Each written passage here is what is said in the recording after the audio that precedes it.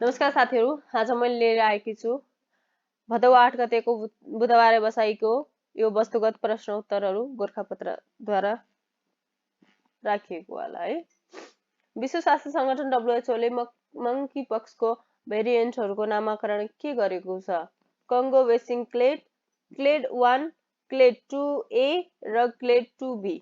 ठाउँका आधारमा यसको भेरिएन्टको फरक भएको र नाम पनि त्यही अनुसार राखिएको छ। मंकी पक्सको नामाकरण यसको पहिलो पटक पुष्टि भएको बेला सन् 1958 मा राखिएको थियो। अहिले त्यसको परिवर्तित स्वरूप फैलिँदै गएको छ। पछिल्लो समय विश्वका धेरै ठाउँमा देखिएको मंकी पक्सको स्वरूप र चरित्र बदलिएको भाइरसको नाम पनि नयाँ राख्नु परेको हो। WHO ले सन् 2022 जुलाई 23 मा मंकी पक्सलाई अन्तर्राष्ट्रिय चासोको जनस्वास्थ्यका आपतकाल घोषणा गरेको छ। सन् 2022 मा सम्पन्न साफ U20 फुटबल च्याम्पियनशिपको उपाधि जित्ने राष्ट्र कुरो भारत। फाइनल खेलमा बंगलादेशलाई 5-2 गोलले अन्तरले पराजित गर्दै भारतले सो उपाधि चुमेको हो। आर्थिक सर्वेक्षण 2078-79 का अनुसार नेपालमा फूल फुल्ने वनस्पतिको संख्या कति रहेको छ? 5309। फूल नफुल्ने चाहिँ 6083 रहेको छ। मन्त्री परिषदले सुशासन आयोग गठन गर्ने निर्णय कहिले गरेको हो? विक्रम सम्वत 2079 असार 31 गते। काठमाडौँको साझा यातायात विद्युतीय बस कहिलेदेखि चल्न थालेका हुन्? विक्रम सम्वत 2079 असार 23 गतेदेखि। 6.8 मिटर भन्दा अग्ला 14 वटा हिम शिखरको दोहोर्याएर आरोहण गरी विश्व कीर्तिमान कायम राख्न सफल पर्वतारोही को हुन्? सानु शेर्पा। उनले सन् 2006 देखि 2022 जुलाईसम्मको अवधिमा सो रेकर्ड राख्न सफल भएका। यो रेकर्ड राख्ने उनी विश्वकै एकमात्र आरोही रहेका छन्। विक्रम सम्वत 2078 फागुनसम्म स्थानीय तह कति स्थानीय तह राष्ट्रिय सडक सञ्जालसँग जोडिएका छन्? 732। सो अवधिसम्म राष्ट्रिय सडक सञ्जालसँग नजोडिएका स्थानीय तहको संख्या 21 रहेको छ। नेपालको सबैभन्दा पुरानो अस्पतालका रूपमा चिनिने वीर अस्पतालको स्थापना कहिले भएको? विक्रम सम्वत 2046 साल साउन 12 गते। कोप्रे छहरा भनी चिनिने कोप्रे झरना कहाँ रहेको छ? म्याग्दे। नेपाल प्रज्ञा प्रतिष्ठानले 2 लाख रुपियाँ राशिको भानु प्रज्ञा अन्तर्देशीय साहित्य नेपाली साहित्य पुरस्कार 2079 का लागि कसलाई प्रदान गर्यो? नरबहादुर दाहाल दार्जिलिङकोलाई। यसैगरी प्राध्यापक डाक्टर गोविन्दराज भट्टराई झापालाई 2 लाख रुपियाँ राशिकै नेपाल प्रज्ञा अनुवाद पुरस्कार प्रदान गरिएको हो। प्रज्ञा प्रतिष्ठानद्वारा प्रत्येक 4 वर्षमा प्रदान गरिने 4 लाख रुपियाँ राशिको पृथ्वी प्रज्ञा पुरस्कार 2 वर्ष अघि वाङ्मय शताब्दी पुरुष सत्यमोहन जोशीलाई प्रदान गरिएको थियो।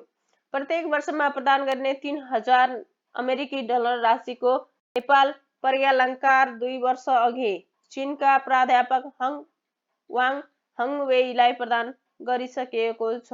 रु 1 लाख राशिका अन्य प्रज्ञा पुरस्कारहरू 2079 का लागि नेपाल प्रज्ञा नेपाली साहित्य पुरस्कार रामचन्द्र भट्टराई रूपन्देहीलाई प्रदान गरिएको छ। पहाडी हिमाली क्षेत्रमा बोलिने मातृभाषा साहित्य प्रज्ञा पुरस्कार खेन्पो जवाङ बोसेर लामा शेर्पा दोरखालाई प्रदान गरिएको छ। मधेस तराईमा बोलिने मातृभाषा साहित्यका लागि नेपाल प्रज्ञा मातृभाषा साहित्य पुरस्कार शर्मिला कुमारी चौधरी कञ्चनपुरलाई प्रदान गरिएको छ। नेपाल प्रज्ञा संस्कृति पुरस्कार प्राध्यापक डाक्टर प्रेम कुमार खत्री भोजपुरलाई प्रदान गरिएको छ। नेपाल प्रज्ञा दर्शनशास्त्र पुरस्कार प्राध्यापक विश्वनाथ उपाध्याय काठमाडौँलाई प्रदान गरिएको छ भने नेपाल प्रज्ञा सामाजिक शास्त्र पुरस्कार डाक्टर नयननाथ पौडेललाई काठमाडौँलाई प्रदान गरिएको छ। नदी प्रणालीका आधारमा नेपाललाई कति भागमा विभाजन गरिएको छ? 3 भागमा। नेपालको सबैभन्दा पुरानो अस्पतालका रूपमा चिनिने वीर अस्पतालको स्थापना कहिले भएको हो? यो क्वेशन दोहोरिरहेको रहेछ। विक्रम सम्वत 1946 साउन 12 गते। महान्यायाधिवक्ताको नियुक्ति कसरी गरिन्छ? प्रधानमन्त्रीको सिफारिसमा राष्ट्रपतिबाट गरिन्छ। कुनै एउटा वंशबाट अर्को वंशमा वंशाणुबाट सर्दै गएको प्रवृत्तिलाई के भनिन्छ? वंशाणुगत प्रवृत्ति। आर्थिक वर्ष 2077-78 मा बढी नाफा आर्जन गर्न सफल संस्थान कुन हुन्? पहिलो रहेको छ नेपाल दूरसञ्चार कम्पनी लिमिटेड, दोस्रो नेपाल विद्युत प्राधिकरण, तेस्रो कृषि विकास बैंक, चौथो राष्ट्रिय वाणिज्य बैंक र पाँचौं नेपाल बैंक लिमिटेड। राष्ट्रिय औद्योगिक सर्वेक्षण 2076 को नतिजा कहिले सार्वजनिक भएको हो? 2079 असार 24 गते। यसको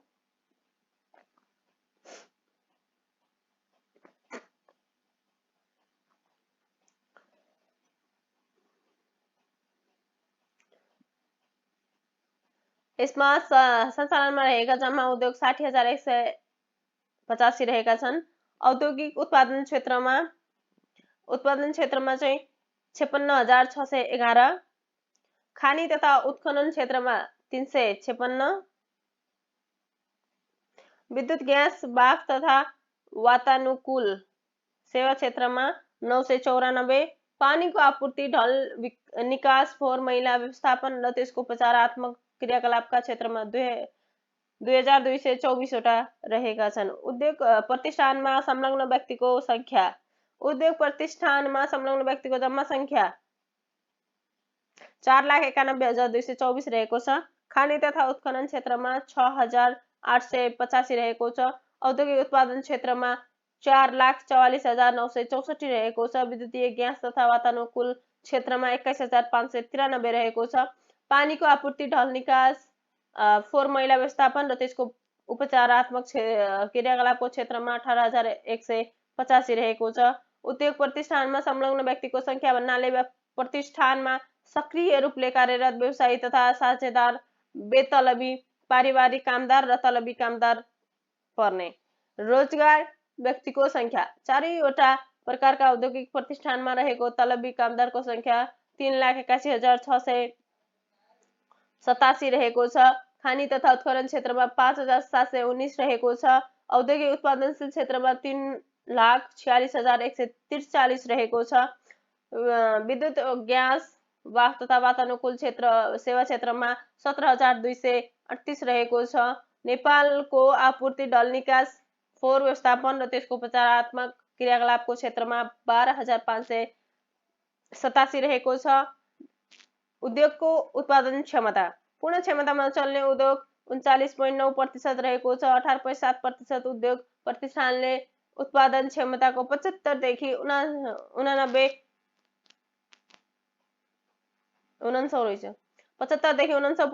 क्षमता उपयोग गरेका छन्। 29.1% उद्योग प्रतिष्ठानले उत्पादन क्षमताको 50 देखि 74%, 10.3% उद्योग प्रतिष्ठानले उत्पादन क्षमताको 25 देखि 49% र बाँकीले 25% भन्दा कम उपयोग गरेको सर्वेक्षणले देखाएको छ। कुन उद्योग प्रतिष्ठान कति दिन सञ्चालन? करिब 76% उद्योग प्रतिष्ठानहरू 270 दिन भन्दा बढी सञ्चालन रहेका छन्। 19% उद्योग प्रतिष्ठान 180 देखि 269 दिन सञ्चालनमा रहेका छन्। 4% उद्योग प्रतिष्ठान 90 देखि 179 र बाँकी 1% उद्योग प्रतिष्ठान 90 भन्दा कम दिन सञ्चालनमा रहेका छन्। औद्योगिक प्रतिष्ठानको लागत मूल्य, उत्पादन मूल्य र मूल्य अभिवृद्धि। औद्योगिक प्रतिष्ठानले 8 खर्ब 46 अर्ब 66 करोड मूल्य बराबरको रकम लागतका रूपमा खर्च गरेको छ। सो लागतबाट 12 खर्ब 1 अर्ब 17 करोड मूल्य बराबरको वस्तु तथा सेवा उत्पादन भएको छ। औद्योगिक प्रतिष्ठानले नेपालको अर्थतन्त्रमा करिब 3 खर्ब 54 अर्ब 51 करोड बराबरको मूल्य अभिवृद्धि गरेको सर्वेक्षणले देखाएको छ। साना उत्पादनशील उद्योग प्रतिष्ठानमा ऋणको अवस्था। साना उत्पादनशील औद्योगिक प्रतिष्ठान 10 जना भन्दा कम व्यक्ति संलग्न भएका मध्ये 34% मात्र वित्तीय संस्थासँग ऋण लिएका र 1% ऋणको प्रतिबद्धता प्राप्त गरेको सर्वेक्षणले देखाएको छ। 5% उद्योग ऋण लिने प्रक्रियामा रहेको देखाइएको छ भने 60% उद्योग प्रतिष्ठानले ऋण नलिएको देखाइएको छ। ठूला उत्पादनशील औद्योगिक प्रतिष्ठान कति थपिए? 10 वा सोभन्दा बढी व्यक्ति संलग्न उत्पादनशील औद्योगिक प्रतिष्ठानको संख्या 2069 देखि 2076 सम्म 941 थपिएका छन्। विगतमा उत्पादनशील क्षेत्रलाई मात्र समेटी गणना तथा सर्वेक्षण गर्दै आएकोमा अन्तर्राष्ट्रिय मान्यता बमोजिम अन्य 3 क्षेत्रलाई समेत समेटी हालको राष्ट्रिय औद्योगिक सर्वेक्षण 2076 सम्पन्न गरिएको छ। विगतका गणना तथा सर्वेक्षणको तुलनामा फराकिलो दायरा साना ठुला सबै उद्योग समावेश हुने र प्रदेश स्तरको नतिजा प्राप्त हुने भएकाले यस सर्वेक्षणलाई नेपालको पहिलो एकीकृत औद्योगिक सर्वेक्षण भनिएको छ। केन्द्रीय तथ्याङ्क विभागले यसअघि साना र ठुला औद्योगिक गणना फरक फरक अन्तरालमा गर्ने गरेको छ। विभागले पहिलो राष्ट्रिय औद्योगिक गणना विक्रम सम्वत 2022 मा सम्पन्न गरेको र 2069 सालमा 10औं औद्योगिक गणना सञ्चालन गरेको हो। त्यस्तै पहिलो साना औद्योगिक सर्वेक्षण विक्रम सम्वत 2029 मा सञ्चालन गरी 2066 सालमा 5औं साना औद्योगिक सर्वेक्षण सम्पन्न गरेको हो। राष्ट्रिय औद्योगिक सर्वेक्षण 2076 मा पूर्ण गणना र नमुना छनौट विधि दुवै तरिका अवलम्बन गरिएको छ। यसअघि केन्द्रीय तथ्याङ्क विभागले ठुला उत्पादनशील औद्योगिक प्रतिष्ठानको पूर्ण गणना विधि तथा साना उत्पादनशील औद्योगिक प्रतिष्ठानको छनौट विधिबाट औद्योगिक सर्वेक्षण सम्पन्न गर्दै आएको छ। राष्ट्रिय औद्योगिक सर्वेक्षण 2076 को सन्दर्भ अघि 2075 साउन 1 गतेदेखि 2076 असारमा शान्तसम्म अर्थात् आर्थिक वर्ष 2075-76 मा रहेको छ। 17 नम्बरको क्वेशन, नई देरुनिक अन्तर्राष्ट्रिय पुरस्कार 2078 को कसलाई प्रदान गरिएको? मोहन निरौला। मिस्टर नेपाल प्रतियोगिता 2022 को उपाधि कसले जिते? नूतन श्रेष्ठ मोरङकोले। श्रीलङ्काको राष्ट्रपतिमा निर्वाचित हुने राजनीतिज्ञ को हुनुहुन्छ? रनिल विक्रमसिंघे। श्रीलङ्काको प्रधानमन्त्रीमा चयन हुने राजनीतिज्ञ को हुनुहुन्छ? प्रधानमन्त्रीमा दिनेश गुणवर्धने। विक्रम सम्वत 2079 जेठ 2 गतेको कतिऔं बुद्ध जयन्ती मनाइयो? 2566औं। सर्वोच्च शिखर सगरमाथा आरोहण गर्न सफल दोस्रो नेपाली अभिनेत्री को हुन्? दिया पुन। विक्रम सम्वत 2079 जेठ 13 गते। रेडियो नेपालले कहिलेदेखि बाल समाचार सुरु गरेको हो? विक्रम सम्वत 2064 वैशाख 1 गतेदेखि। कम्प्युटरमा प्रयोग हुने INTEL को पूरा रूप के हो? Integrated electronics. नदी प्रणालीका आधारमा नेपाललाई कति भागमा विभाजन गरिएको छ? 3 भागमा। हस्त नमस्ते साथीहरू, आजलाई यति नै गरौँ। धन्यवाद।